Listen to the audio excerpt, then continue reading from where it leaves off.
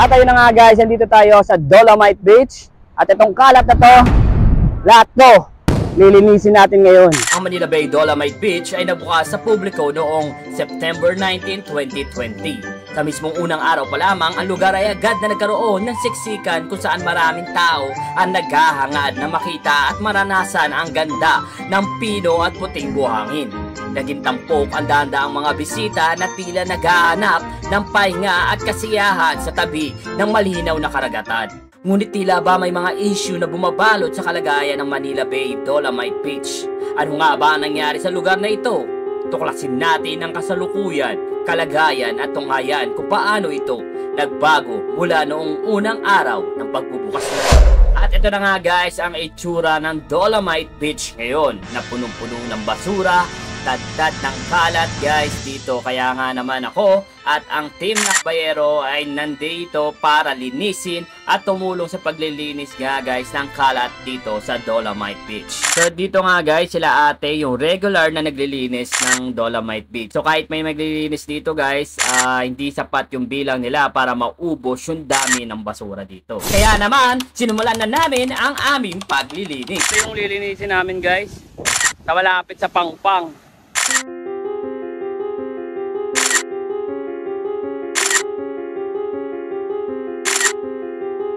Guys, may 2 oras na tayo naglilinis dito guys. Mapapansin nyo guys, ayan na yung mga nailagay nating kalat sa sako. So meron na yan 6 na sako, 6 na sako na lahat yung nailagay natin basura dito sa Dolomite Beach. So may 2 oras na tayo naglilinis dito guys, pero yung basura dito guys parang hindi pa rin guys nababawasan. Yes, hindi talaga namin kakayanin kung kami lang ang maglilinis dito. Buti na lang may dumating na ibang grupo para tumulong na maglinis. Sa aming paglilinis, may napansin kaming mga patay na isda. So hindi na namin ito pinansin at tinuloy na namin ang aming paglilinis.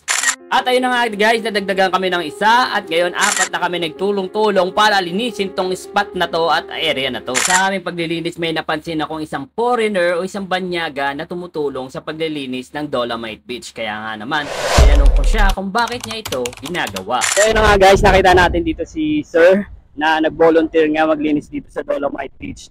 So i-ask natin si Sir ngayon. What's your name, sir? My name is Andy. Why do you volunteer here to clean the Manila Bay? Since my first visit in the Philippines, 1994, I fall in love with the city. I love the Rojas Boulevard, I love the Manila Bay, and I was always angry because it's dirty and it's not so clean. So that's why I'm here to help a little bit, and I try to help Joe in his passion to clean the Manila Bay. Hindi lang siya guys ang foreigner na amin nakilala dahil nakakilala din namin guys si Joe, ang founder ng Manila Bay Beach. Siya yung namumuno sa pagpapanatiling malinis ang ating Manila Bay. But if you want to contribute and if you want to be a part of what will prove to be the greatest comeback story that Manila has ever seen, go to ManilaBayBeach.com and click on volunteer. ManilaBayBeach.com and click on volunteer. Or you can follow the Facebook, which is facebook.com/ManilaBayBeach, and just send a message and say, I want to contribute, I want to be a part of it. You know, if you click on ManilaBayBeach.com, click on volunteer, it tells you what to do, step 1, 2, 3, 4, to, you know, volunteer here, to register here, be a part of it. It's really easy. Just send a message if you want, and I'll direct you on what you need to do. The more people who contribute and become a part of it. So ayan guys, ibang lahi na yan ha, pero concerned sila sa ating Dolomite Beach. Saludo kami sa inyo mga sir. Kakilala ko din si Sir Rodel, ang founder and chairman ng Marcus Youth. Promote lang naman kasi natin dito is yung ma-involve yung mga youth sa cleanup and then maging aware sa solid waste management. Lang in-encourage namin yung lahat na gustong sumali sa grupo and yung mga gusto pa mag-volunteer sa cleanup drives, punta lang kayo dito and visit website yung Marcus Youth, marcusyouth.org, and yung Facebook page, Marcus Youth Party List. Sinuloy na nga namin ang aming paglilinis. Guys, after ng 4 hours natin paglilinis guys, ayan na yung Manila Bay. Na kanina, ang daming kalat. Yan mapapansin nyo guys, medyo malinis na guys, okay? So hindi pa totally malinis kasi meron pa talaga mga kalat. Pero as of now, eto na yung nalinis natin. Eto na yung sakong pinaglagyan ng mga basura natin guys. So mahigit 10 or 12 sako to na natapos natin guys. Kasama si Lakido at si Basti. Tinanong ko din yung kabilang grupo kung ilang sako ang kanilang napuno. Yan, nakailang sako kayo? 20, no?